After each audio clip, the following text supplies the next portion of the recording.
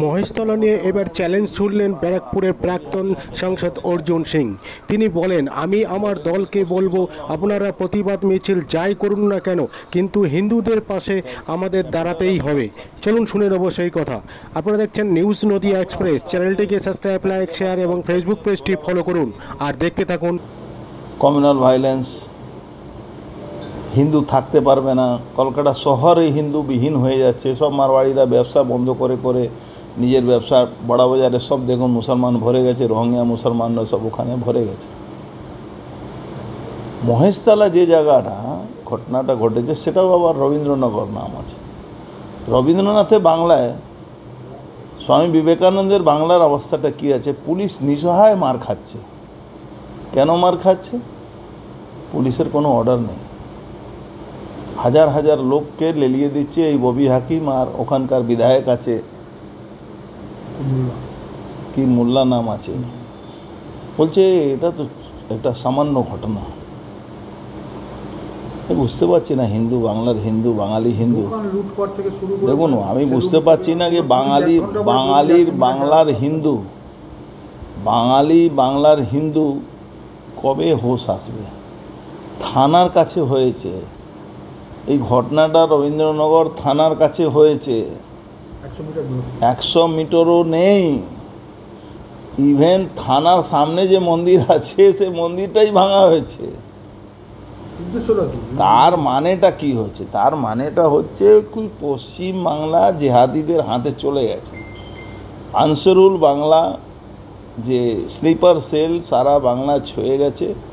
বাংলাদেশি জিহাদিরা, রোহিঙ্গারা যেভাবে পাকিস্তানের চররা থ্রু বাংলাদেশ এখানে এন্ট্রি নিয়ে নিয়েছে মমতা ব্যানার্জির তত্ত্বাবধানে, অনুপ্রেরণায়।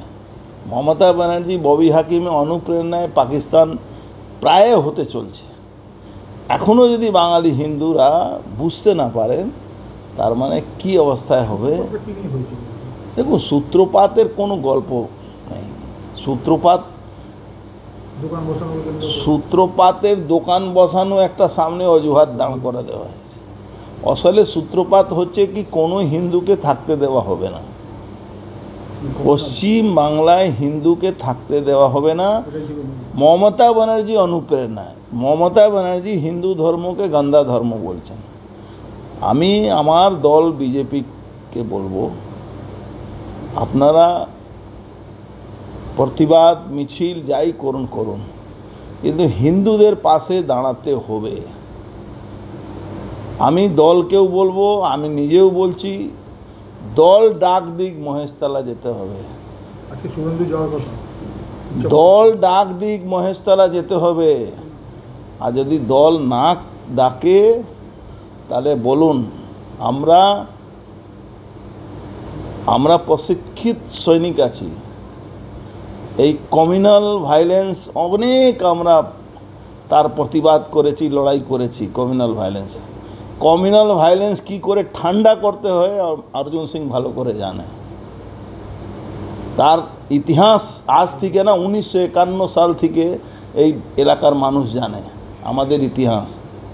তো এই কমিউনাল ভায়োলেন্স যারা জিহাদি মুসলমানরা, যারা লুঙ্গি আর টুপি পরে দাঙ্গা করছে, এরা সব কাপুরুষ। এদেরকে কিভাবে তাড়াতে হয় এখান থেকে দল এ ব্যাপারে চিন্তা করুক, দল এই ব্যাপারে ডাক দিক। নাহলে হিন্দুকে বাঁচাবার জন্যে অর্জুন সিংকে যেতেই হবে ওখানে। দাদা, তৃণমূল সব পাপ করছে, শুধু মমতা ব্যানার্জি দেখতে পাচ্ছে না। ঘাবড়াবার কিছু নেই। যে লুট চলছে, মমতা ব্যানার্জি সরকারি কর্মচারীদের মাইনা দেওয়ার পয়সা থাকবে না। আপনি দেখবেন ইলেকশনে আগে সরকার বেহাল হয়ে যাবে। তাহলে এই শ্বেতা খান, আরিয়া খান কি শাসক দলের মদতেই কি বেরিয়ে যেতে পারে? শাসক দলের মদত ছাড়া এখানে আপনি কোনো প্রস্টিটিউশন এলাকায় একটা প্রস্টিটিউশন করতে পারবেন না। আপনি বারে যেভাবে আমাদের মাদের বোনদেরকে যেভাবে ওখানে যে রাস্তায় নিয়ে যাচ্ছে এই মমতা ব্যানার্জি, চলে যান ওখানে, আপনি লজ্জায় মাথা হেঁট হয়ে যাবে। আপনাদের ইচ্ছা করবে না পশ্চিমবাংলা থাকার। বাঙালি হিন্দুরা গিয়ে ওখানে লজ্জায় মাথা নিচু করে থাকতে হচ্ছে। কার বাড়ির মেয়ে ওখানে পাওয়া যাবে কোনো ঠিকানা নেই। জন্যে সমস্ত হিন্দু ভাইদেরকে হিন্দুদের পাশে দাঁড়ানো দরকার আছে, মুখে না, সব রসদ দিয়ে তাদের পাশে দাঁড়ানো দরকার। আমি তো বলছি রে বাবা, দল যদি নাও বলে মহেশতলা হিন্দুদের কাছে আমি পাশে আছি, যেরকম রসদের দরকার আছে সমস্ত হিন্দুদেরকে বলবো তাদের পাশে দাঁড়ান, আমি তো আছি। আর আমি তো এটাও বললাম কি দাঙ্গা কীভাবে ঠান্ডা করতে হয় আমার থেকে ভালো কেউ জানে না। এই পুলিশকেও বলুন আমার থেকে ট্রেনিং নেই, এরা কোনোদিন দাঙ্গা ঠান্ডা করতে পারে না। এই কাপুরুষদেরকে না মারলে দাঙ্গার জীবনে ঠান্ডা হবে। মমতা বন্দ্যোপাধ্যায়কে চ্যালেঞ্জ করলেন? আমি ওপেন চ্যালেঞ্জ করছি, এখানে ঘোরাবার কী আছে? মমতা ব্যানার্জিকে চ্যালেঞ্জ করছি, উনি পারবেন না দাঙ্গা টাকাতে, কেন উনার স্বার্থ আছে ভোটের, আমার কোনো স্বার্থ নেই। আমি হিন্দুদেরকে বাঁচাবার জন্য বলছি, আমি হিন্দুদেরকে বাঁচাবার জন্য বললাম। মুর্শিদাবাদে দেখলেন তো কীভাবে ঠান্ডা হলো মুর্শিদাবাদ, এখনও বলছি মহেশতলাও ঠান্ডা হয়ে যাবে।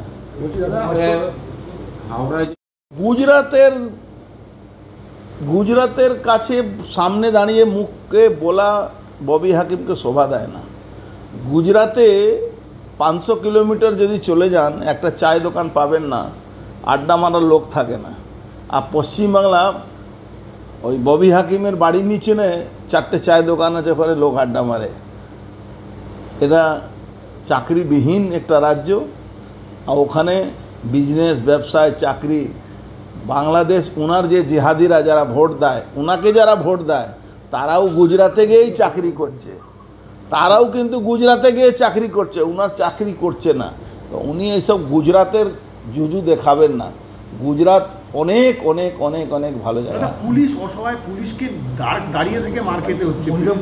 দেখুন পুলিশ মার খাবে, পুলিশ যদি এখনও নিচের তলায়, পুলিশকে আমি বলছি বিদ্রোহ ঘোষণা করুন, আইপিএসরা বিদ্রোহ ঘোষণা করুন, মমতা ব্যানার্জি বিরুদ্ধে বিদ্রোহ ঘোষণা পুলিশকে করতে হবে, নালে বউ বাচ্চা মান সম্মান মৃত্যু জীবন কিছু বাঁচবে না। বিধানসভার শুভেন্দু অধিকারী আজকে উনি লড়ছেন, রাজনৈতিক লড়াই উনি বাংলায় মানুষকে তুলে ধরছেন। আমি রাজনৈতিক লড়াইয়ের সঙ্গে সঙ্গে আমি হিন্দুত্বকে বাঁচাবার জন্যে মহেশতলা সমস্ত হিন্দুকে সাপোর্ট করার জন্য বলবো। ওই হিন্দু ভাইদের একটা যার বাড়ি ভাঙচুর হয়েছে, একজনকে একজন হিন্দু সহযোগিতা করুক, আর তাদেরকে সমস্ত রকম রসদ যোগান করুক, তাতে লড়াই হবে। এই উশৃঙ্খলতা শেষ কোথায়? এই উশৃঙ্খলা শেষ 26-এ, যতক্ষণ মমতা ব্যানার্জি থাকবে এই উশৃঙ্খলা থাকবে।